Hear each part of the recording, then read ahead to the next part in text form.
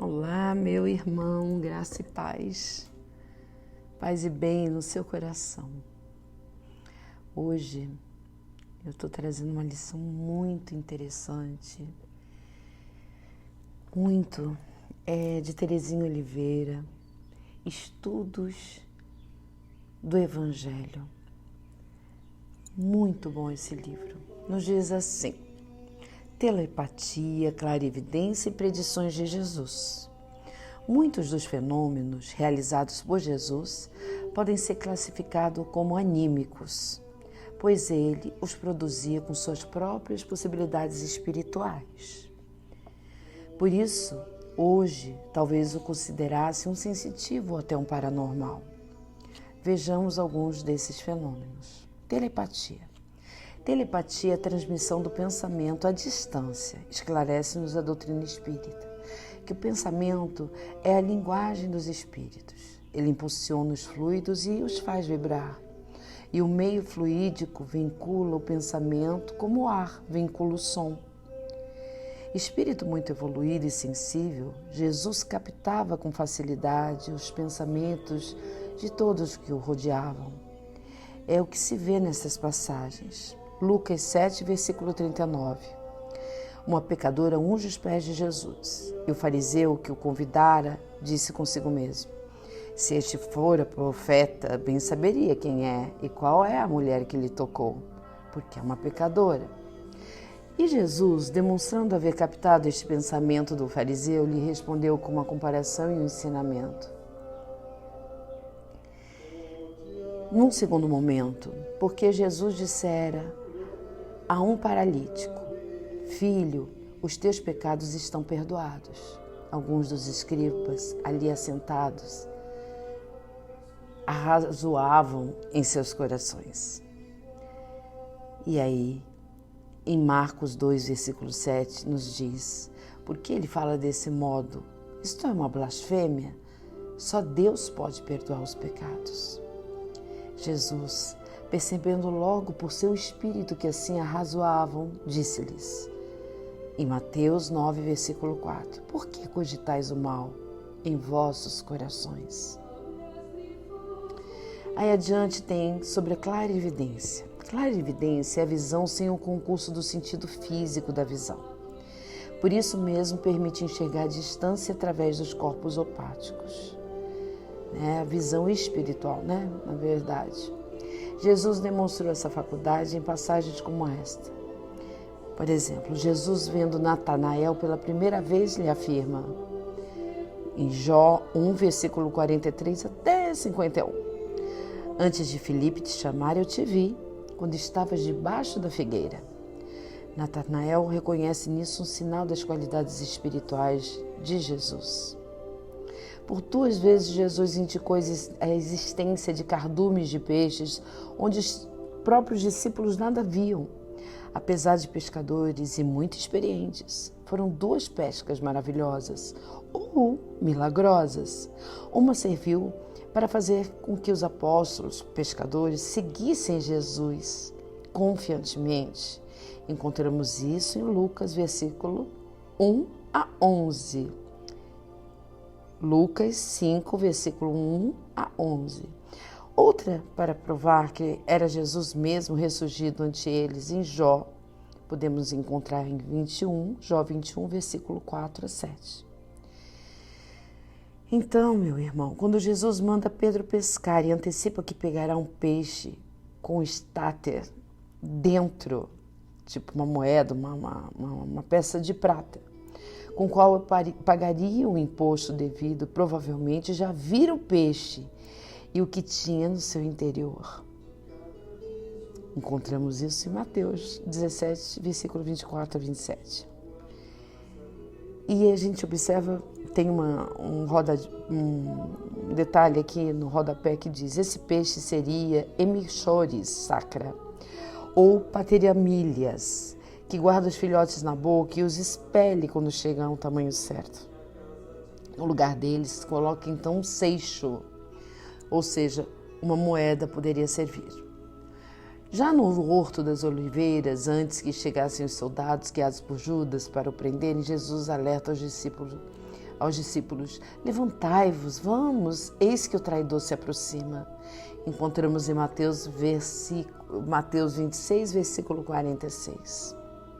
Certamente que já os vira à distância.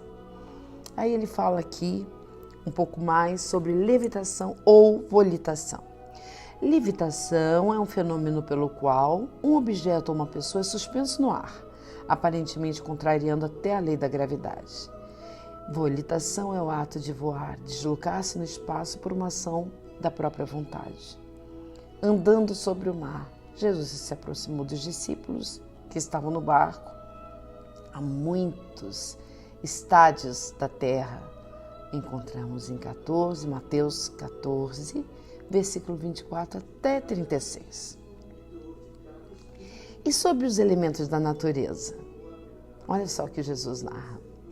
Narra o Evangelho do Cristo, que acalmou uma tempestade no lago de Genezaré. Repreendeu o vento e disse ao mar: acalma-te, emudece. Encontramos em Marcos, capítulo 5, versículos 35 a 41. Provavelmente falava com os espíritos que presidiam aquele fenômeno, porque sabemos que os fenômenos da natureza são presididos por espíritos que visam a manutenção do equilíbrio e harmonia das forças físicas, conforme se lê na parte 2 do Livro dos Espíritos, capítulo 9, questão 536 e 540. E os espíritos atenderam a Jesus, vindo em consequência a bonança. Profecias e predições. Antes de abordarmos predições que Jesus fez, examinemos o que elas são e qual o processo. A predição do futuro ou o anúncio das coisas por acontecerem nada tem de sobrenatural. O futuro é desconhecido para nós e para fora do alcance da nossa intervenção, porque resulta das realidades invisíveis e imperceptíveis aos nossos sentidos comuns. Poderemos conhecê-los se tivermos acesso a essas realidades mais amplas da vida universal. Vide Teoria da Preexistência, no capítulo 16 de A Gênese, de Allan Kardec. Sim, porque nós temos o Pentateuco kardeciano, né? Que é feito da Gênese, é feito do céu e inferno, é feito do Evangelho, é feito do Livro dos Médiuns, é feito do Livro dos Espíritos e é feito também das obras póstumas, não sei se falei, devo ter falado. Nós, encarnados, ou seja, num corpo, né? O corpo impede ou limita a percepção, muitas vezes espiritual. Havendo expansão ou desdobramento perispiritual, inclusive pelo sono, a gente já falou isso muitas vezes, porque o corpo precisa de descanso, o espírito não. É retomada a percepção extrasensorial, que é global, em todo o perispírito e mais perfeita aos sentidos comuns. Então, podem ocorrer os fenômenos da vidência, clarevidência, dupla vista, que permitem enxergar. E aí, aqui temos, no plano material, a distância através de obstáculos, e no plano espiritual, que é o mundo extrafísico, fluídico, tudo que ali existe, e os próprios espíritos, que somos nós, só que nesse caso aqui, os desencarnados. Erros e acertos no relato do que é visto. Do que se vê, o vidente fará deduções e interpretações pessoais, podendo anunciar as consequências futuras. Mas às vezes se engana e até se confundem. Por quê? Está vendo fora dos limites do corpo. E nesse estado e tempo, o espaço são difíceis de avaliar, dando às vezes a impressão de um só presente. Nem sempre sabe-se avaliar e deduzir correto aquilo que se vê. O profeta Jonas, por exemplo, anunciou a destruição de Nínive, que não se concretizou. O objetivo do aviso não era destruir, mas alertar para a necessidade de mudança de comportamento, a fim de que se evitasse os efeitos prejudiciais e dolorosos. Então, a mudança de conduta daquela população sustou, e os efeitos, e assim sustou os efeitos anunciados. Bem, meus irmãos, a gente dá uma continuidade no resto depois, essa lição linda, que com certeza tem um fim útil, necessário e muito oportuno para nós. Temos muita coisa bonita aqui. A gente tem as ruínas da cidade de Corazim, Betsaida, Cafarnaum,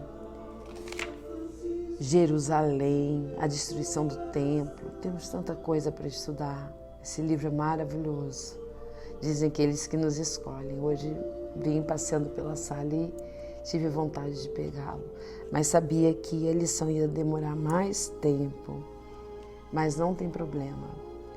Aqueles que podem, tiram um tempinho um pouquinho maior, não é? Isso é bem interessante. Um abraço para vocês e até breve, com mais um pouquinho do estudo baseado nos livros todos de Allan Kardec, por Terezinha de Oliveira. Um abraço e até mais.